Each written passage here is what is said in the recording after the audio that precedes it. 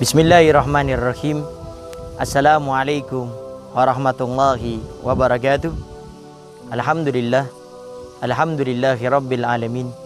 Wassalatu wassalamu ala asyrafil anbiya'i wa mursalin sayyidina wa habibina wa syafi'ina wa qurrati a'yunina wa nuri qulubina Muhammad habibi rabbil alamin wa ala alihi wa sahbihi ajmain.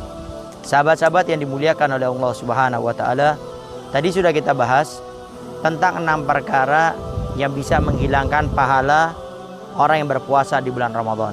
Yang pertama adalah berbohong. Berbohong itu apa? Definisi berbohong itu adalah berbicara tidak sesuai kenyataannya. Dan berbohong ini dilarang dalam agama. Bahkan Nabi kita Muhammad SAW semasa hidupnya tidak pernah berbohong. Dan para ulama menekankan walaupun bercanda pun tidak diperbolehkan untuk berbohong. Nabi kita Muhammad SAW dalam hidupnya juga pernah bercanda. Tapi bercandanya Nabi, berceritanya Nabi tidak pernah berbohong. Sampai dikisahkan suatu saat datang seorang nenek-nenek tua kepada Rasulullah SAW bertanya, "Ya Rasulullah, apakah nenek-nenek seperti saya ini bisa masuk surga?" Lalu Nabi Muhammad SAW menjawab, "Tidak ada nenek-nenek di surganya Allah Subhanahu wa taala." Kemudian si nenek menangis. Lalu Rasulullah SAW bertanya, "Wahai nenek, kenapa engkau menangis?"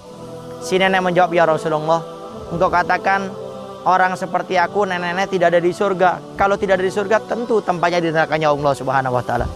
Tersenyum kita punya Nabi Muhammad SAW, dan Nabi menjelaskan, "Wahai nenek, sungguh memang di surga Allah tidak ada nenek-nenek. Orang yang di dunianya dia tua, seorang kakek ataupun nenek, tatkala dia masuk surga akan diganti oleh Allah Subhanahu wa taala menjadi orang yang muda. Itu yang saya maksudkan." Lalu si nenek pun tersenyum dengan jawaban daripada Nabi kita Muhammad SAW. Nabi bercanda, Nabi bercerita, tapi Nabi tidak berdusta. Sahabat-sahabat yang dimuliakan oleh Allah Subhanahu wa taala. Lalu apakah berbohong itu memang mutlak tidak diperbolehkan?